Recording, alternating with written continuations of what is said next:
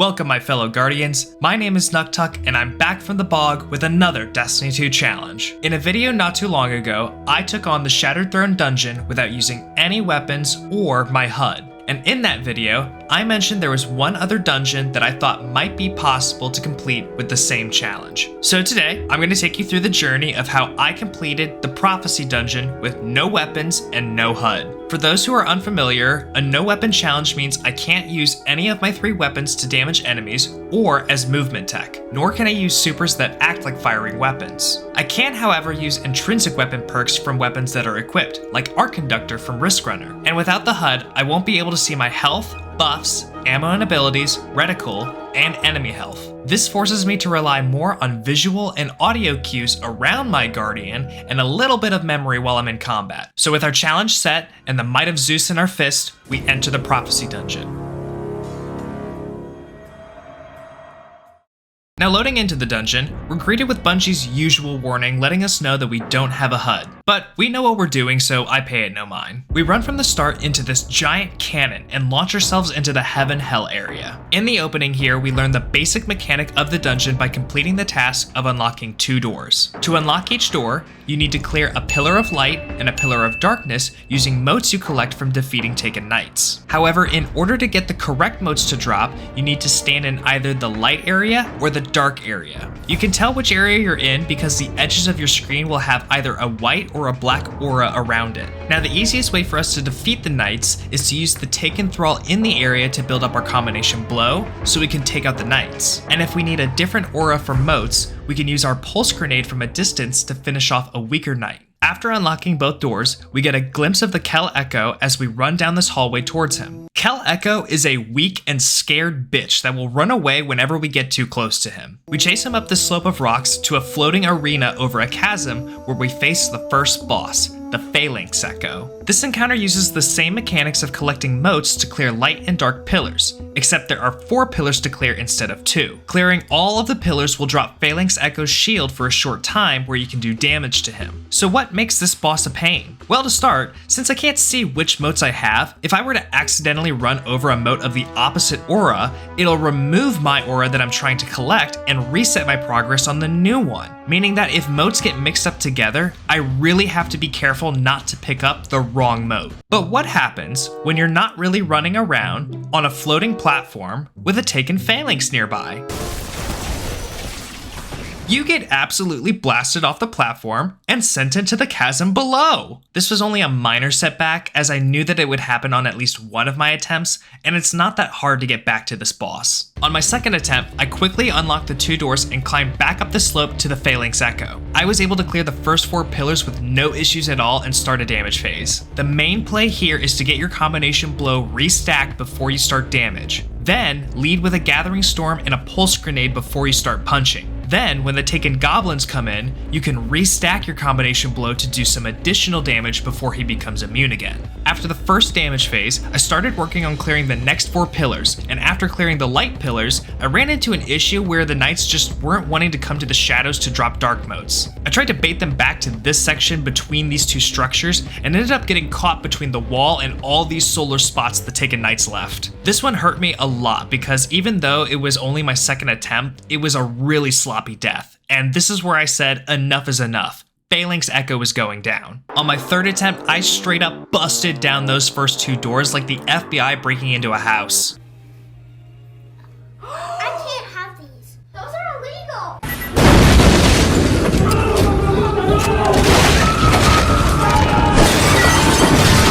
I climbed up that slope to the Phalanx Echo and served an absolute can of whoop ass on him. My hunter playstyle truly shined here as I played the silent assassin to perfection. I gave Phalanx Echo 0 opportunities to blast me while I collected those motes. My damage was pretty consistent with my previous attempts too, and in 3 short damage phases, I was able to take down the Phalanx Echo. After collecting my loot, I sink in the sand and continue to the desert. In this area, there are 3 sets of taken blights scattered throughout the desert, and you need to destroy all of them to continue on. It's random where each set is spawned, and each one spawns 1 at a time. There's also a ton of enemies guarding the area, so it's best to get rid of them before destroying any of the blights. After destroying a set, a little white ball nearby will take off in the direction of the next set. It's also worth noting that there are large invisible Taken Minotaurs scattered throughout the desert as well, and you need to avoid them while you're moving from location to location. Once all the blights are destroyed, the white ball will lead you to the next area called the Hexahedron. For this encounter, you need to collect motes and auras again, but there are a few changes on how to acquire them and use them. In order to get the Taken Knights to spawn so you can collect motes, you need to take out the Taken Hobgoblins that are sitting high up in the room. For every Hobgoblin you defeat, a Taken Knight will appear, allowing you to collect more motes. Now there's a little white ball from the previous area hovering over one of the 4 pillars in the room, and that's the pillar that we need to clear. However, sometimes the ball will be on the ceiling instead of a wall, and when that happens, we can clear any of the 4 walls to rotate the room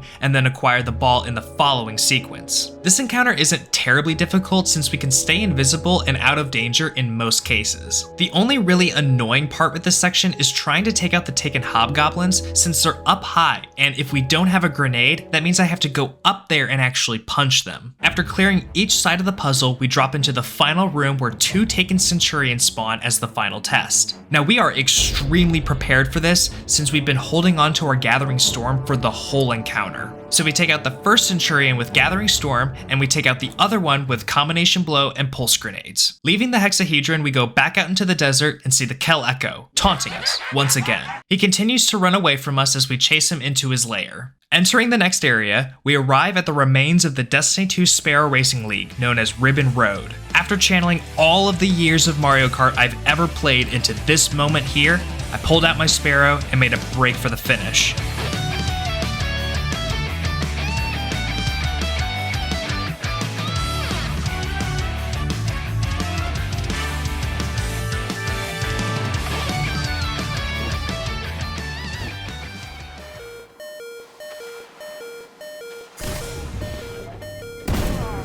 I'm sorry, what? What the hell is even that? You're telling me I'm gonna get all the way to the final stretch of the dungeon, and I'm gonna go out by falling off the ledge on a Sparrow? You guys do see where I am, right? I'm on the red roof and cistern, so I know how to do all the Sparrow flying, all the slipstreaming, all of that. What the hell was I doing here? My brain should have gone to DEFCON 5 the moment my Sparrow started falling off the ledge. But with this last death, I reset the dungeon and decided this was the time to lock it down. I unleashed pure unbridled fury on the enemies in the opening and unlocked those first 2 doors at a record pace. I zoomed up that slope to the Phalanx Echo where I engaged in an absolute slaughter. Nothing on this platform even stood a chance once I got on there. Phalanx Echo went down in 3 short damage phases, and once again, I sink in the sand. I then traversed the desert and cleared each section of blights around the area and proceeded to the Hexahedron encounter. This encounter took a little bit longer the second time around as I had significantly more instances where the ball was on the ceiling rather than on a wall.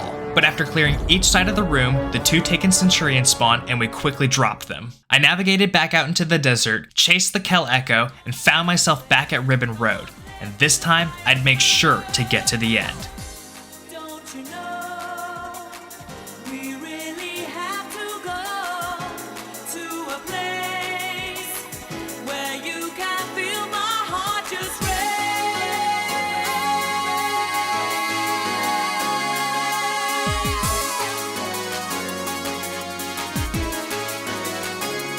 Everybody's supersonic racing, try to keep your feet right on the ground.